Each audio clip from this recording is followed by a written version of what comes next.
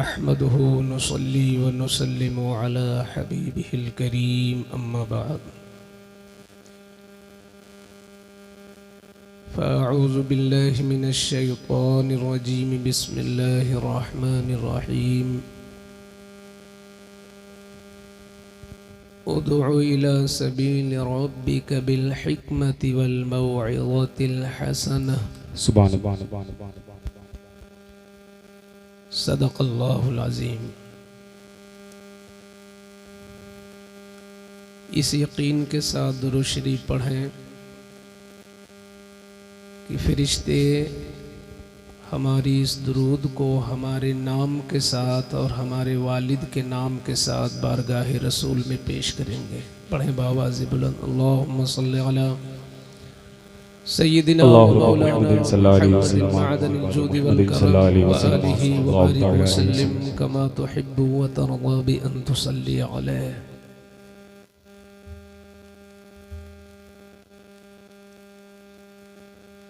हज़रत गिरामी,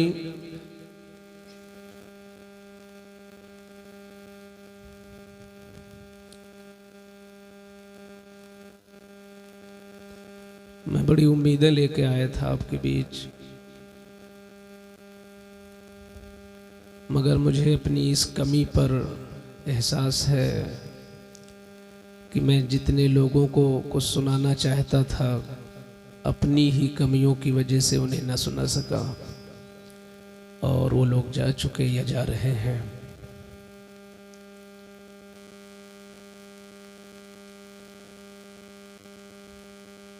हम लोग मुसलमान हैं, हमारे चेहरों पे मायूसी अच्छी नहीं लगती है। आप जिस हाल में भी हैं वो हाल बहुत अच्छा है। जब कभी मायूसी आपके करीब आने की कोशिश करे, कोई दुख सताए, तो आप ये गौर कर लिया करें और सोच लिया करें कि अल्लाह ने हमें मुसलमान बनाया है, और इस्लाम जैसी दौलत आपके सीने में मौजूद है, फिर फिक्र किस चीज़ की है। जो सबसे बड़ी दौलत है वो आपके पास है। किसी की दुनियावी शौकत देखकर, किसी की दुनियावी करोफर देखकर, शानो शौकत देखकर कभी मायूस न होना। अल्लाह का शुक्र अदा करो कि अल्लाह ने तुम्हें मुसलमान बनाया है। कपड़ा गंदा होता है तो उसे धोया जाता है। हम आप भी अपने कपड़ा कितना भी कीमती हो उसे धोना पड़ता है, और कभी पीट पीट कर और उसे मींज कर खूब धोते हैं, तब जाके कपड़ा फिर निखर के सामने आता है, इसलिए कि वो कपड़ा गंदा हो गया था। अगर कभी कुछ आपको तकलीफें पहुंचे तो आप गौर करें कि शायद आपने उस दौलत की कदर नहीं की। ये आपकी शान थोड़ी थी कि आप झूठ बोले। इस्लाम जिन चीजों का नाम था और इस्लाम के जो तकाजे थे, वो सारे तकाजे धीरे धीरे करके हमसे रुखसत हो रहे हैं। हम एक ऐसे पैकर हैं कि इस पैकर के अंदर हमारी जबान पर ला इलाह के सिवा शायद कुछ नजर नहीं आता। आप गौर तो करो, कौन सी चीज है जो हमारे मुआशरे में नहीं है। आपके पड़ोस में क्या नहीं होता, आपके मोहल्ले में वो कौन सी बुराई नहीं है। क्या ये मुसलमानों के काम थे? मुसलमानों के काम नहीं थे, ये किसी और के थे, मगर वो काम मुसलमानों ने ले लिया। उस पर तुरफा तमाशा ये कि जो इस्लाम की कुछ ऐसी खूबियां थी जो अहले इस्लाम ही पर जचती थी, मगर अहले इस्लाम ने उसे भी छोड़ दिया। जिसको कहते थे अखलाक, जिसका नाम था किरदार, वो भी तुम्हारे हाथ से गया। यूं ही किसी के सामने यूं ही हंस के बोल देना, वाहवाही कर देना, ये अखलाक नहीं था। जो अखलाक सरकार की जिंदगी में मौजूद है, वो अखलाक किसी और चीज का था ना। हमने सारी कदरों को पामाल कर दिया। अब ये जलसे हजार नहीं लाखों खर्च करके सिर्फ इसीलिए लोग मुनाकिद करते हैं कि हम अपनी खोई हुई अजमत को जरा ढूंढने की कोशिश करें, कहां गई वो अजमतें। इसीलिए आलिम आते हैं आपको जगाने के लिए। लेकिन अगर आप इस महंगे वक्त को कहीं और सर्फ कर दिया, आपने इसकी कदर नहीं की, तो कल मीज़ाने अमल पर जहां और चीजें तौली जाएंगी, ये वक्त और ये लम्हात भी तौले जाएंगे। इस बरकाती फकीर को भी अपनी जिंदगी के हर हर सेकंड का जवाब देना होगा। मुझे ये एहसास है, मुझे अपनी जिंदगी के हर लम्हे का जवाब देना होगा, आपको भी देना होगा। ना कदरियां अच्छी नहीं लगती। ये मदीने की सरजमीन थी। अब्दुल्ला इब्ने मसूद तकरीर करके लोगों की इस्लाह फरमाते थे। जुमेरात का दिन मुंतखब था। फी कुल्ले यौमिल खमीस, हर जुमेरात को उनका खिताब होता। बाज लोग होते हैं जो जज्बाती होते हैं, मगर बाज लोगों को देखकर 99 लोगों को कत्ल नहीं किया जाएगा। लिहाज हमेशा अक्सरियत का होता है। किसी एक शख्स ने हजरत से कहा कि ऐ हुजूर के सहाबी, मेरे दिल में इतने जज्बात हैं कि आपकी तकरीर रोजाना हो, ताकि हम तकरीर के मजे लें, कुछ सीखें। तो अब्दुल्ला इब्ने मसूद ने फरमाया, नहीं हो सकता मुझसे, इसलिए कि हमारे सामने तुम्हारा ये जज्बा नहीं है। हमारे सामने तो मेरे आका की सुन्नत और मेरे आका का तरीका है। हम तुम्हारे तकाजे को कैसे पूरा करें सुन्नते रसूल को छोड़कर।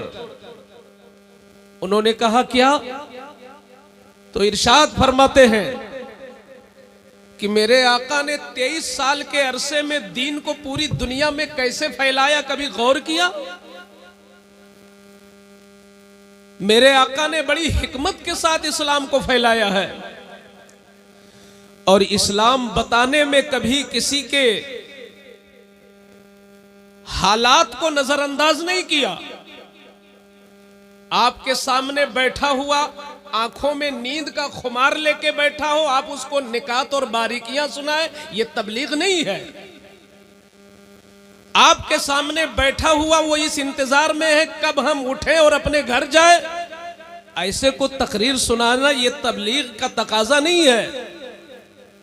अब्दुल्ला इब्ने मसूद कहते हैं कि मेरे आका हमेशा सामईन के हालात को मद्देनजर रखते थे, उनकी नफ्सियात का ख्याल रखते थे, और मेरे आका की यह कोशिश होती थी कि दीन के मामले में किसी को उकताहट न हो।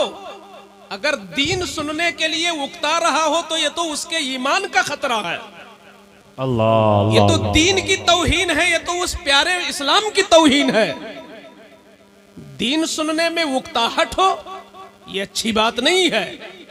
जब दीन सुनने के लिए तड़प हो, जब दीन सुनने के लिए हौसले बुलंद हो, तो सुनो, मैं रोजाना तकरीर नहीं करूंगा, क्योंकि मेरे आका जब हम सहाबा को तकरीर सुनाते थे तो हमारे हालात का, हमारी मसरूफियात का, हमारी घरेलू जरूरियात का, हमारी कमजोरियों का, हमारे दिल के हालात का, सारी चीजों को मद्देनजर रखकर हुजूर तबलीग करते थे।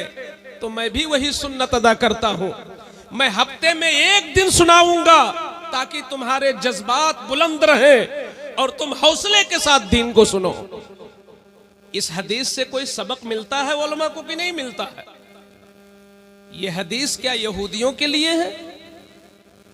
ये हदीस क्या नसारा के लिए है? ये हम छोटे छोटे मुबल्लिगीन के लिए भी है।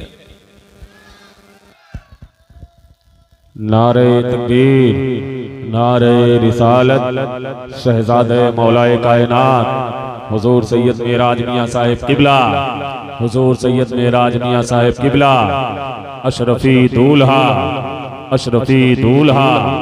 नारे तकबीर, नारे रिसालत। हज़रात आप देख रहे हैं कि मिंबर शरीफ पर शहजादे मौलाए कायनात हुजूर सैयदी आक़ाई मौलाई हुजूर सैयद मेराज अशरफ साहब किबला आस्ताने आलिया जाए शरीफ की आमद हो रही है। नारों से इस्तकबाल करें। नारे तकबीर, नारे रिसालत, शहजादे मौलाए कायनात हुजूर सैयद मेराज मियां साहिब किबला। नारे तकबीर, नारे रिसालत।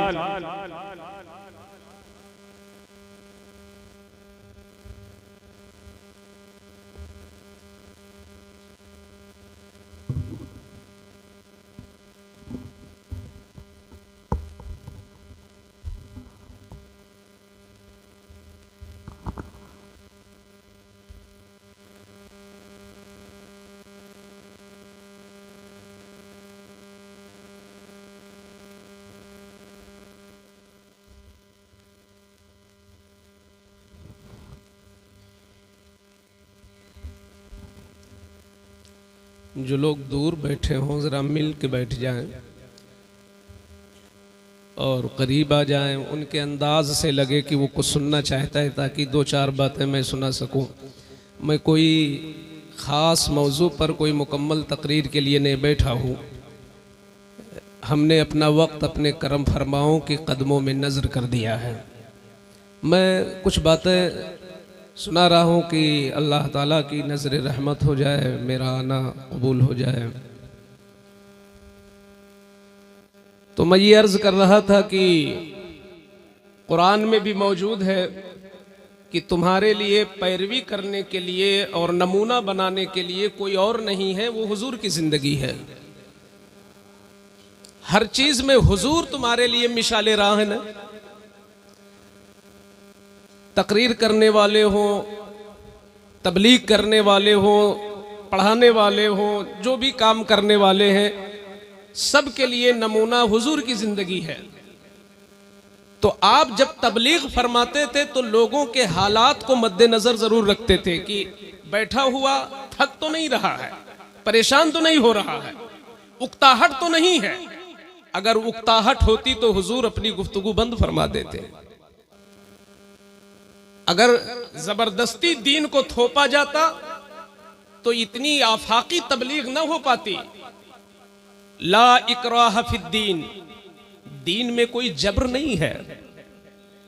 ये तो बड़ा महबूब दीन है, अल्लाह का महबूब दीन है। इसको लेने के लिए और इसकी बातों को सुनने के लिए तो तड़प जाना चाहिए। लेकिन शायद हमारे अंदाज़े तबलीग में कुछ कमी आ रही है। अल्लाह अल्लाह। हमारा कहना यह है, यहाँ हमारे तमाम करम फरमा अहले इल्म और मदारिस जामियात से ताल्लुक़ रखने वाले तशरीफ फरमा है। मैं सब की बारगाह में एक अदना गुजारिश करूंगा कि हालात से तबलीग को जोड़ने की कोशिश करें, हालात से अपने जलसों को भी जोड़ने की कोशिश करें। बड़ी तेजी के साथ आज हालात बदल रहे हैं। उन लोगों को आप नहीं देखते जो अपना जलसा 10 बजे खत्म करके हमसे ज्यादा बातें पहुंचा देते हैं कौम को। रात की अच्छी नींद भी होती है और नमाज फजर भी बड़े खुशू खुजू के साथ पढ़ लेते हैं। हम कहां जा रहे हैं? जब जलसा खत्म होने का वक्त हो तो हमारा जलसा कायदे से उस वक्त शुरू हो पाता। हम इस पर नजरे सानी करना होगा हमें, वरना अल्लाह के यहां हम सबको मुश्तरका तौर पर जवाब देना होगा। ये किसी एक की खता नहीं है, ये हमारे अहले सुन्नत की ये मजमूई तौर पर ये खता हो रही है। हम अपने जलसों के निजाम पर खूब गौर करें और इसको मुअस्सिर बनाने के लिए भरपूर कोशिशें करें कि हमारा जलसा मुअस्सिर क्या होगा, कैसे होगा। ये जलसा इसीलिए तो है कि जिस इलाके में नमाजी कम है वहां नमाजी बढ़ जाए, जिस गांव में मस्जिदें खाली रहती वहां अल्लाह का घर भर जाए सजदों से। तो ये कौन सा आपका जलसा है कि जिस दिन जलसा हो उसी दिन मस्जिद खाली हो जाए? खास तौर पर मुझे लगता है ये हम किसी और ढर्रे पे जा रहे हैं। हमें अपने सही लाइन पे आना होगा। अल्लाह अल्लाह। और जिस दिन जलसा हो इतने एहतमाम के साथ हो और इतना फोकस किया जाए कि यह एहसास हो बच्चा बच्चा उस गांव और इलाके का जान ले कि हकीकत में अभी यहां जलसा हुआ है, क्योंकि हालात बदले नजर आ रहे हैं। अल्लाह अल्लाह। ये होना चाहिए हमारे जलसों का मिजाज। आज हम अपनी कौम को कुछ नहीं दे पाते। या अल्लाह मेरी जबानों के असर क्यों खत्म हुए? कहीं इसलिए तो नहीं कि ये तकरीर करने वाला खुद मुतासिर हो जाता है नमाज से, ये खुद नहीं पढ़ पाता। कहीं ऐसा तो नहीं कि हम खुद अमली दुनिया से दूर हो रहे हैं। होना तो ये चाहिए था कि जलसे के बाद इलाके का रंग ही कुछ और हो जाए, मगर जलसों की तादाद बढ़ती जा रही है और गुनाह के नित नए तरीके ईजाद होते चले जा रहे हैं। क्या अब जरूरत है इस बात की कि नाच बंद किया जाए, इस पर तकरीर करूं मैं? वो और जमाना था जब इसकी जरूरत थी कि नाच ना होना चाहिए गांव में। अब ये बोलना हिमाकत है। अब तो उसकी जगह उस चीज ने ले लिया है कि कभी गांव में 2-3 बार नाच होते थे, लेकिन अब हर घर में, हर जेब में, हर सरहाने, हर निशस्त में, हर मजलिस में गाने मौजूद हैं। सला कैसे पैदा होंगे गुलामों? वो गुलाम कैसे पैदा होंगे जिन्हें हम हकीकी मानों में कह सकें कि यकीनन ये बुजुर्गों के कदमों में पले हुए लोग हैं? नहीं हो पाएगा जब तक हम लोग मुश्तरका तौर पर इस बेड़े को नहीं उठाएंगे कि कैसे हमारे घर का माहौल बदले। अल्लाह अल्लाह। याद रखो, खुदा ने आज तक उस कौम की हालत नहीं बदली, न हो ये एहसास जिसको खुद अपनी हालत के बदलने का। अल्लाह अल्लाह। आज हम एहसास करते हैं कि अपने घर के हालत को हम कैसे बदलें। जो लोग 50 साल और 55 के हो गए, 60 साल के हो गए, अल्लाह खैर फरमाए, उनकी अगली जिंदगी और अच्छी हो। लेकिन मुआशरा सुधारने के लिए हमें 2 साल के बच्चों पे ध्यान देना है। हमें अपने इलाके को ऊंचे ले जाने के लिए 3 साल और 5 साल और 6 साल के बच्चों पे अब ज्यादा गौर करना है हमें। ये मुआशरा, आलिम आते हैं, लोग कहते हैं हजरत इस्लाह मुआशरा पर बोल दीजिएगा। क्या होता है इस्लाह मुआशरा? इस्लाह मुआशरा जिससे आप कह रहे हो बोलने के लिए, वो इस्लाह मुआशरा पर हसास है, खुद की नहीं है। आओ हम इस्लाम के कुछ वो बुनियादी उसूल सुनाते हैं कि डायरेक्ट जलसे में बहुत बुलंद आवाज से बोल देने से मुआशरे की इस्लाह नहीं होगी। मुआशरे की इस्लाह के लिए हम सबको मिलकर एक कोशिश करनी होगी।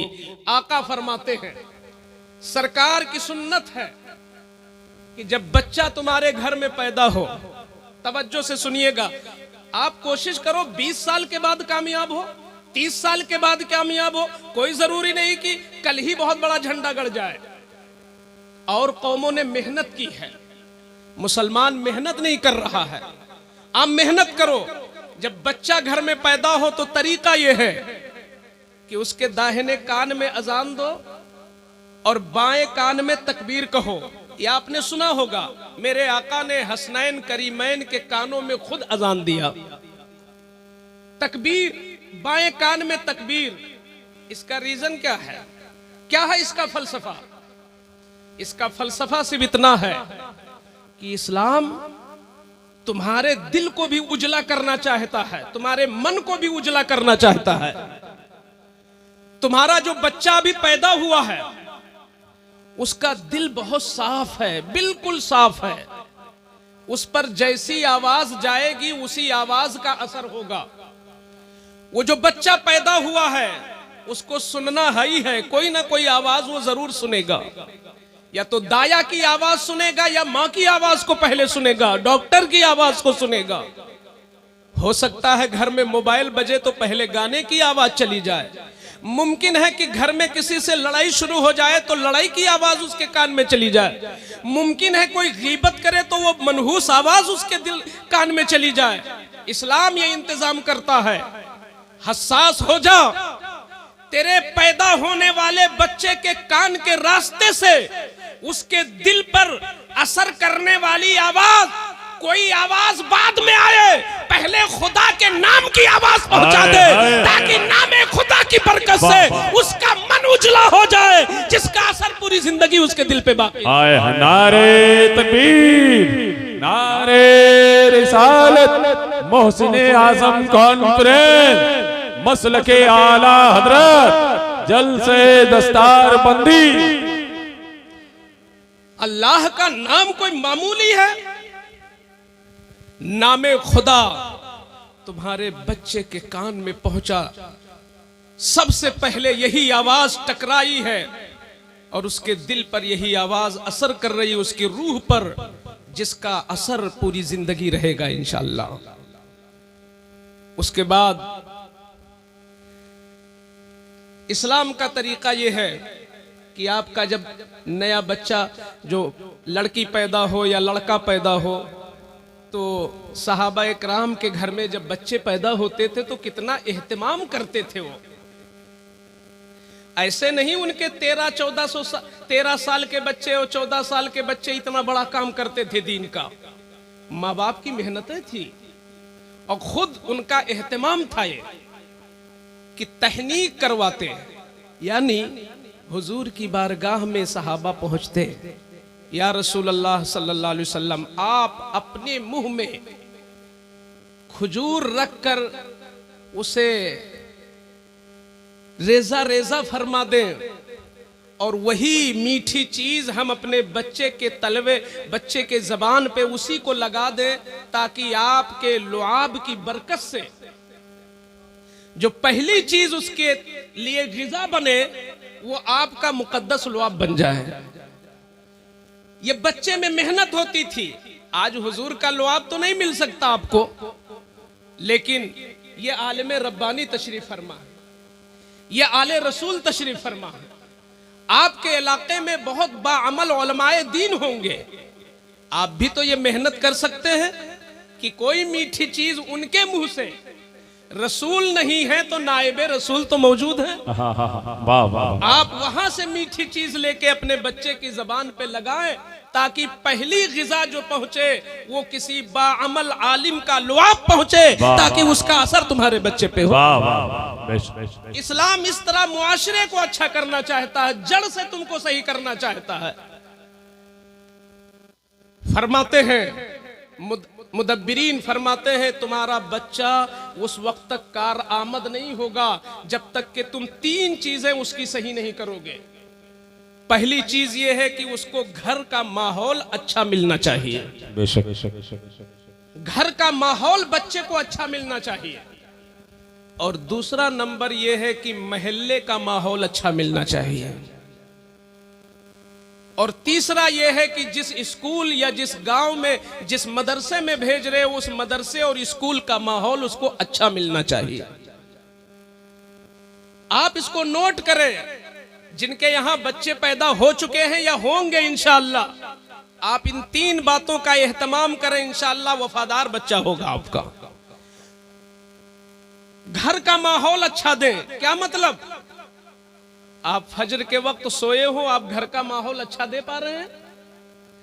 आपका बच्चा बैठा है, मियां बीवी खुद झगड़ रहे हैं, ओल फोल बक रहे हैं, आप घर के माहौल को अच्छा देने में नाकाम हो गए।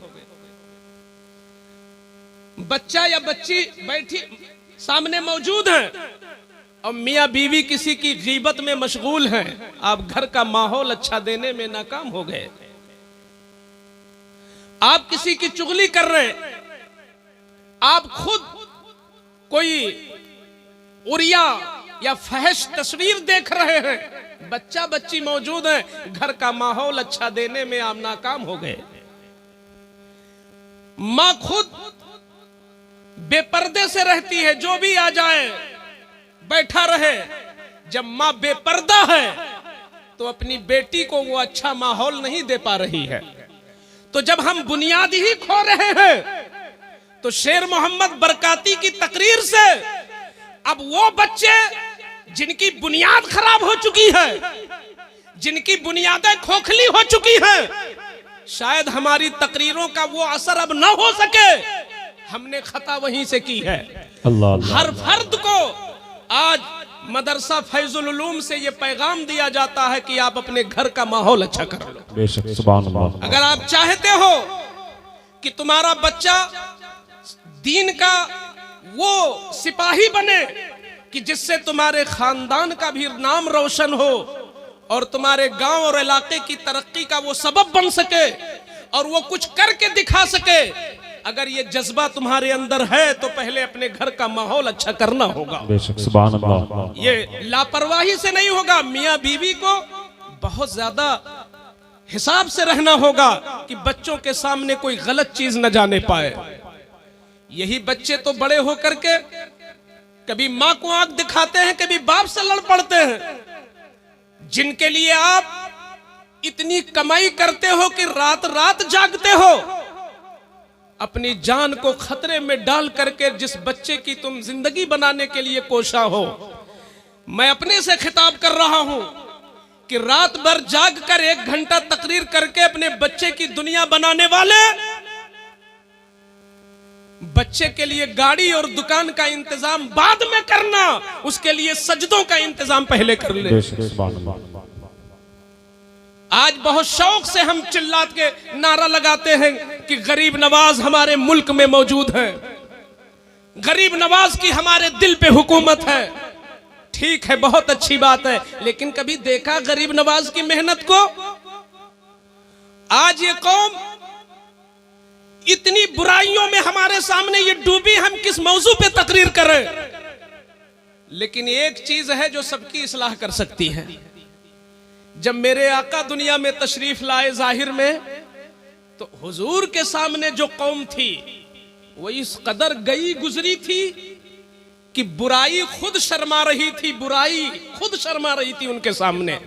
शैतान हैरत में था कि ये कैसा इंसान है, अपनी सगी मां से भी मुंह काला करने के लिए वो तैयार हो जाते थे। रिश्वत लेना, रिश्वत देना कोई मतलब ही नहीं था। अपनी सगी लड़कियों को जिंदा गाड़ देते थे।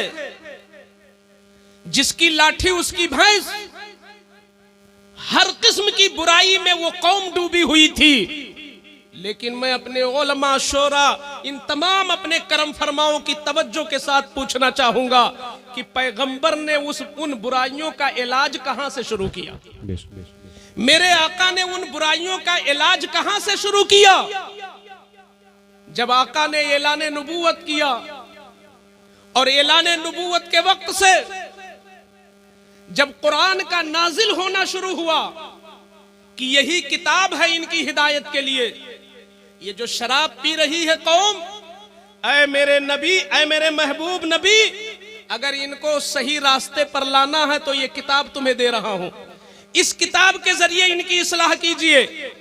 किनकी इस्लाह कीजिए? जो चाय से ज्यादा, कोल्ड ड्रिंक से ज्यादा शराब पीने वाली कौम थी, जो माओं के साथ जिना करने के लिए तैयार थी, जो सगी बच्चियों को गाड़ने के लिए तैयार थी। ऐसी कौम के लिए जब कुरान उतरा है तो कुरान की पहली आयत शराब की मजम्मत में नहीं है, रिश्वत की मजम्मत में नहीं है, जिना की मजम्मत में नहीं है, कत्ल की मजम्मत में नहीं है, बल्कि तालीम के लिए है। इकरा, पढ़ना शुरू कर दे। जब इल्म आ जाएगा तो तू रिश्वत से भी दूर हो जाएगा। जब इल्म आ जाएगा तो तू हर बुराई से दूर। नारे तकबीर, नारे रिसालत, मोहसिने आजम कॉन्फ्रेंस, जलसे दस्तार बंदी, नारे तकबीर, नारे रिसालत। इल्म वो नूर था जिस नूर से हर बुराई की जुल्मत खत्म हो गई थी, हर बुराई की तारीकी दूर हुई थी इसी नूर इल्म के जरिए। आज उसी इल्म से तुम कितने दूर हो। हम अल्लामा फहामा पोस्टर में छपवा ले, वो एक दो से कुछ नहीं होता।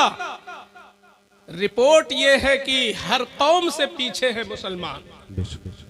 आज हमें इन जलसों से एक मिजाज बनाना होगा कि हमें तालीम में इतनी मेहनत करनी है कि अगर वक्त आ जाएगा तो मैं फाका के साथ लेट जाऊंगा, मगर मैं अपने बच्चे को स्कूल भेजने से नहीं गुरेज करूंगा। बच्चे को पढ़ाऊंगा चाहे भूखे मर जाऊं मैं। जब तक कौम में ये मिजाज नहीं होगा, अगर ये मिजाज आ जाए तो 10 साल के बाद जो हमारी जिंदगी होगी वो कुछ और जिंदगी होगी। एक चीज और मैं मदरसे के हवाले से कहना चाहूंगा। अल्लाह ताला का करम है कि बहुत सारे लोगों की आवाजें अच्छी हैं और इजलास में, तकरीबात में, महाफिल में जो शोराए कराम मदू होते हैं वो तो रहते ही हैं। अल्लाह के फजल से कुछ ऐसे भी मद्दाहाने मुस्तफ़ा हैं जो हुजूर की मोहब्बत में बगैर दावत के भी तशरीफ लाते हैं। और अनाउंसर के लिए बड़ी दिक्कत कभी कभी खड़ी होती है कि किसका ऐलान करे किसका ऐलान न करे। यानी हुजूर की नात में अल्हम्दुलिल्लाह वो जज्बा अब आ गया है और इतनी बेदारी आ गई है कि हम अगर चाहें तो एक तकरीर भी ना हो, नात ही में सवेरा हो जाए। ये पोजीशन यानी नात के हवाले से ये तरक्की है हमारी। ठीक है, बहुत अच्छी बात है। हर नबी के गुलाम को नात पढ़ना चाहिए। नात तो हमारे ईमान की ग़िज़ा है। नात अगर इखलास से हो तो इबादत है। लेकिन एक चीज और हमें गौर करना है कि अगर किसी गांव में 4 लोग अचानक उतरे, कभी कभी ऐसा होता है कि मुसल्ले पर नमाज पढ़ाने के लिए जाना है तो बहुत सारे लोग अच्छी आवाज वाले मौजूद हैं, मगर कोई बगले झांक रहा है कि मुसल्ले पे कैसे जाए, हमारी सूरत दुरुस्त नहीं है। ये क्या वजह है भाई? नात की लिस्ट नहीं खत्म होती और तिलावत के लिए लोग इतना गुरेजा क्यों हैं? ये क्या वजह है? ये हमारी कमी है। क्या? जिस चीज की मार्केट में पजीराई होती है और मार्केट में जिस चीज को बहुत ज्यादा लोग फॉलो करते हैं और जिसको बहुत ज्यादा नवाजते हैं, हमारे बच्चे उसी तरफ ज्यादा भागते हैं। अगर इसी मिंबर पर कोई तिलावत करे और तिलावत करने वाले को पब्लिक की तरफ से हजारों रुपए इनाम में मिल जाए तो बच्चा सोचेगा हम भी कारी बनेंगे। बच्चा सोचेगा हम भी अच्छे कारी बनेंगे, क्योंकि जलसों में बहुत नवाजा जाता है। अगर जिस तरह शादी के मौके पर सेहरा पढ़ने के लिए आप अच्छी आवाज वाले को दावतें देते हो कि 5000 नजराना भी दूंगा और 10,000 इनाम मिल जाएंगे, तो सेहरा पढ़ने के लिए लोग मशक़े करते हैं। काश ये कहो कि इजाबो कबूल से पहले वहां अल्लाह के कुरान की कुछ आयतें पढ़नी होगी और उस पर भी 10,000 रुपए दिए जाएंगे, तो हर गांव में 10 कारी नजर आएंगे और कुरान आगे बढ़ेगा और तिलावत की तरफ लोग आगे बढ़ते हुए नजर आएंगे। वाह वाह वाह, ये भी तो होगा। नवाजिशें जहां होती हैं तरक्कियां वहीं होती हैं। वाह वाह वाह। आज मदरसों से मुदर्रिस क्यों कमजोर हो रहे हैं? मुदर्रिस इसीलिए कमजोर हुए कि पढ़ाने वाले की कदर नहीं की गई। अल्लाह अल्लाह अल्लाह। पढ़ाने वाले की कदर नहीं की गई तो इल्म हमारे मदरसों में कमजोर हो रहा है। आने वाले 10 साल में शायद हमें कोई मुहक्किक न मिल सके। हम कोई तफसीर की किताब लिखना चाहे, किससे इस्लाह करवाएं? हम इल्मे हदीस, इल्मे उसूल, इल्मे फिक़ह के मौजू पर लिखना चाहे, किससे इस्लाह कराएं? क्या अल्लामा फैजुल हक साहब के विसाल के बाद जिन मदरसों में हजरत पढ़ा रहे हैं, क्या आपको दिख रहे हैं कि इनका कोई नेमुल बदल आपको नजर आ रहा है मदरसों के अंदर? अल्लाह अल्लाह। ये क्यों नहीं है? इसलिए कि जिस चीज की कदर नहीं होती है वो चीज खुद ब खुद मिट जाती है। तो मैं ये पैगाम देना चाहूंगा कि जलसों में अगर आप नातुखा को दावत देते हो तो किसी अच्छे तालिए कुरान को भी अच्छी दावत दो और जैसे उसे नवाजते हो ऐसे उसे भी नवाजो, तो मुमकिन है कि तिलावत के तय भी हमारे जज्बात उभरते हुए नजर बेशक सुभान अल्लाह। और इस दुनिया में भी लोग मेहनतें कर रहे हैं। मदरसों के अंदर जो मुदर्रिस चंदा करके लाए, जैसे उसकी तारीफ होती है, ऐसे जिसने बच्चों को खूब अच्छा पढ़ा दिया उसकी भी नवाजिश होनी चाहिए, ताकि लोग मदरसों में पढ़ाने में। मदरसा चलाने वाले वो चाहे अवाम में से हो या खवास में से हो, मदरसे के स्टाफ में से जो तुम्हारी खूब इज्जत करते हैं, बड़ी ताजीम करते हैं और चंदे की बात करते हैं, जिस तरह तुम उनसे मोहब्बत करते हो, उनसे ज्यादा उस मुदर्रिस से मोहब्बत करो जो बच्चों को खूब पढ़ाता है और ज्यादा टाइम देता है। अगर ये माहौल हो जाए तो हमारे मदरसे तरक्की की तरफ जाना चाहिए। बेशक सुभान अल्लाह। ये जो बच्चे आज बहुत बड़ा अलमिया है, हम पढ़ाना चाहते हैं, बच्चे पढ़ना नहीं चाहते हैं, ये सब लोग जब तक मिलकर इस पर असबाब पर गौर नहीं करेंगे, असबाब पर गौर नहीं करेंगे और उन असबाब का इजाला नहीं करेंगे, तो हम दिन ब दिन इस तरह सिमटते जाएंगे, कमजोर होते जाएंगे, पता ही नहीं चलेगा क्या हुआ। दरअसल खता हमारी तरफ से है। बहुत बड़ी दौलत थी खुदा की तरफ से हमें, अल्लाह ने हमें इस्लाम जैसी दौलत दी थी। वो चाहता तो तुम्हें कीड़ा बना देता, वो चाहता तो हमें कीड़ा बना देता, लेकिन ये उसी का तो एहसान है कि मुझे खिताब करने के लिए कुर्सी पर बैठने का मौका दिया। अगर फिर भी हम अल्लाह का शुक्र ना अदा करें तो शायद ये नेमत धीरे धीरे हमसे रुखसत होती चली जाएगी। लोगों, जलसे में चाहे 1 घंटा टाइम दो, लेकिन अपने अंदर कुछ बदलाव लेकर के जाओ, अपने घर के लिए कुछ लेकर के जाओ। आज सरे दस्त हम 2-3 बातें कह करके आपको करना क्या, आपको क्या करना है? आपको ये करना है कि आपका बच्चा चाहे इंग्लिश मीडियम में पढ़ता हो, चाहे किसी कॉलेज में पढ़ता हो, यूनिवर्सिटी में पढ़ता हो, लेकिन बहैसियत मुसलमान, बहैसियत मुसलमान उसके पास दीन का इल्म बहुत जरूरी है। दुनिया में इज्जत की जिंदगी जीने के लिए दुनियावी इल्म की जरूरत है, और दुनिया में भी और आखिरत में भी इज्जत पाने के लिए दीन के इल्म की जरूरत है। तो अब तुम्हारा बच्चा अगर इंग्लिश मीडियम में पढ़ता है, वो दीन का इल्म कैसे सीखेगा? कौन सा वक्त आएगा? उसके लिए अगर आप लोग तैयार हो जाओ तो ये मिंबर पे जितने लोग बैठे ना, इनको फुर्सत ना मिले जो मैं नुस्खा देना चाहता हूं जी। वो नुस्खा ये है कि आप अपने बच्चों के लिए अच्छे ट्यूशन का इंतजाम करो, कोचिंग का इंतजाम करो। ये हर महल्ले में होना चाहिए। ये नहीं कि 4 गांव हैं और बीच में एक छोटा सा मदरसा खुला है रस्मी तौर पर और बच्चे वहां पे चले जाते हैं, 2 घंटा पढ़ लेते हैं। इससे नहीं होगा, बल्कि हर महल्ले में कोचिंग सिस्टम हो और वक्त के हिसाब से हो कि मालूम हुआ फर्स्ट मीटिंग में भी है, दोपहर के बाद भी है, मगरिब के बाद भी है। अगर 2-2 घंटे का ये टाइम हो तो ये हमारे जितने भी गांव में इमामत करने वाले, मकातिब में पढ़ाने वाले, प्राइवेट मदरसों में पढ़ाने वाले, ये मुदर्रिस जिनका वक्त खराब होता है, उनकी जरूरतें पूरी नहीं हो पा रही हैं और कौम के बच्चे जाहिल भी होते चले जा रहे हैं।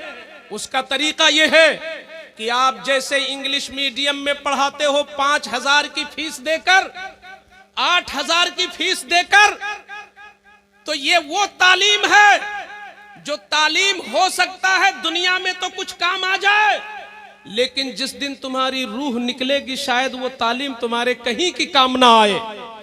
ये कुरान की वो तालीम है जो दुनिया में भी और आखिरत में भी।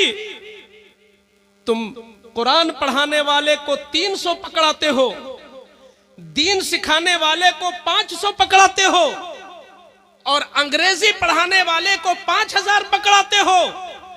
ये तुमने नाइंसाफी किया अपने मजहब के साथ, ये तुमने बदखुल्की कर दिया अपने मजहब के साथ। जिस तरह अंग्रेजी पढ़ाने वाले को तुम दिल से नवाजते हो, इस तरह अहद कर लो कि अल्लाह का कुरान सिखाने वाले को भी हम 3,000 देंगे, हम 5,000 देंगे, हम 4,000 देंगे, तो ये रस्मी तौर के ट्यूशन खत्म हो जाएंगे और ये उलमा, ये हुफ्फाज़ो कुर्रा मोहब्बत से मेहनत से पढ़ाएंगे तो तुम्हारा बच्चा जहां ग्रेजुएट होगा वहीं अच्छा कुरान पढ़ने वाला भी होगा और मसले को जानने वाला भी हो जाएगा। सुभान अल्लाह। ये मदरसों से यही पैगाम है तुम्हारे लिए कि आप अपने बच्चों के लिए अच्छे ट्यूशन का इंतजाम जरूर कर दो।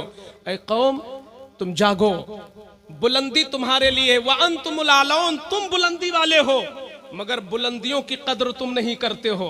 आज एक हम अपना मिजाज बना के जाएं कि कल से हम अपने घर में गौर करें मेरे बच्चों की हालत क्या है, तालीमी एतबार से वो किस मरहले पे चल रहे हैं।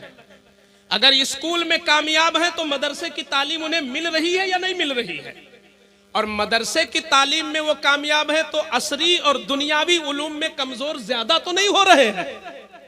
दोनों जरूरी हैं और सख्त जरूरी हैं। इसका प्लान सबको मिल के बनाना होगा। और ये जो लोग बूढ़े हो गए हैं, 40 साल के, 45 या 55 साल के, 60 साल के, इन लोगों से मैं कहना चाहूंगा, आप जब मस्जिद में आओ नमाज पढ़ने तो कम से कम एक ही वक्त में अपने इमाम से रुको, मिलो, और ये प्लान बनाओ कि हर दिन हम 2 बातें, 3 बातें, 4 बातें अपने इमाम से पूछेंगे, मसले की जानकारी की। तो अब इमाम भी मुताला करेगा, वो भी अपना इल्म बढ़ाएगा और आपको बताएगा, और सिर्फ आप उसका वक्त लेके ऐसे न चले आओ। सुन्नत ये है कि कुछ नजराना दे के भी आओ।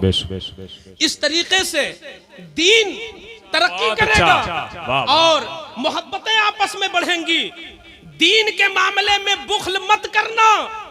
सैयदे सालार की बिस्मिल्लाह खानी जिस आलिम ने करवाई थी, वालिदे गिरामी ने कई घोड़े उन्हें नवाजा। सुभान अल्लाह, सुभान अल्लाह। तुमने कभी सोचा कि ये गरीब नवाज वगैरह क्या पैदा हुए? यकीनन वो पैदाइशी वली हैं, मगर बड़ी मेहनत के साथ उन्होंने तालीम भी हासिल की, और तालीम की कद्र होती थी उस जमाने में। आज कदरें उठ गई हैं। आपसे भीख न मांगा जाए, बल्कि आप दीन के लिए खुद लेकर के आओ। मदरसा फैजुल उलूम को मैंने सुना, ये बड़ा पुराना मदरसा है और यहाँ अच्छे लोग फारिग हो चुके हैं। इसको तो और आगे जाना चाहिए। अगर नीचे आ रहा है तो मदरसा नहीं नीचे आ रहा, तुम नीचे जा रहे हो। मदरसा नहीं, तुम नीचे जा रहे हो। ये रसूलुल्लाह का घर है, ये रसूलुल्लाह का घर है। ये जो 4 बच्चे आज फारिग हो रहे हैं, मैं इनको भी एक नसीहत कर जाऊं कि बेटो, ये दौर बड़ा खतरनाक है। कुरान जैसा तुमने हिफ्ज किया है, ये हदीस में फरमाया गया है कि जैसे कमजोर से कमजोर रस्सी में एक तवाना ऊंट को बांध दो तो किसी वक्त भी वो तोड़ के भाग सकता है, ऐसे ही कुरान का हाल है कि ये याद भी बहुत जल्द होता है और रुखसत भी बहुत जल्द हो जाता है, बहुत जल्द रुखसत हो जाता है। तो आप अपने हाफिजे पे जरूरत से ज्यादा एतमाद मत कीजिएगा कि मैंने 5-5 पारे की दौर सुना दिया या 10-10 पारे का दौर सुना दिया, एक बैठक सुना दिया। रोजाना कुरान पढ़ना आपके लिए लाजिम है। आप रोजाना कुरान पढ़ें और कोशिश ये करें कि हदीस में जो फजीलत बताई गई है आप आमिल भी बन जाना, 5 वक्त के नमाजी भी बन जाना, झूठ से परहेज करना, रिश्वत खोरी, तरह तरह की गीबत और बुराइयों से पाक रहना, ताकि क़यामत के दिन तुम्हारे माँ बाप को भी ताज दिया जाए और मदरसा चलाने वालों को भी ताज दिया जाए और चंदा देने वालों को भी ताज दिया जाए। क्योंकि ये जो हदीस में फरमाया गया कि कयामत के दिन माँ बाप को ताज दिया जाएगा, मैंने उस हदीस में जब गौर किया तो ये मेरी अपनी समझ है, मेरी अपनी समझ है कि अल्लाह जो माँ बाप को ताज देगा किस वजह से? माँ बाप की कुर्बानियों की वजह से ना, कि माँ बाप ने खुद गरीबी अपनी झेली मगर बच्चे को छोड़ दिया, जाओ पढ़ो, इस कुर्बानी की वजह से उन्हें ताज मिलेगा। तो जिस हाफिजे कुरान ने 5-5 घंटा बैठकर उनकी जबान को सही कराया और उनका सुना, उनके साथ मेहनत की, तो अल्लाह के खजाने से वो क्यों महरूम रहेगा? जब माँ बाप को ताज मिलेगा तो उस्ताद को भी ताज मिलेगा, और जब उस्ताद को मिलेगा तो जो नाज़िमे आला है ना उनको भी मिलेगा, और जब नाज़िमे आला को मिलेगा तो खजाने खुदा में क्या कमी, चंदा देने वालों को भी मिलेगा। अल्लाह ताला हम लोगों को इस मदरसे से मोहब्बत नसीब फरमाए, आमीन, और हम लोगों को अपने अपने घर में अपने अपने आप की इस्लाह की तौफीक अता फरमाए। वमा अलैना इल्लल बलाग। अस्सलामु अलैकुम व रहमतुल्लाह।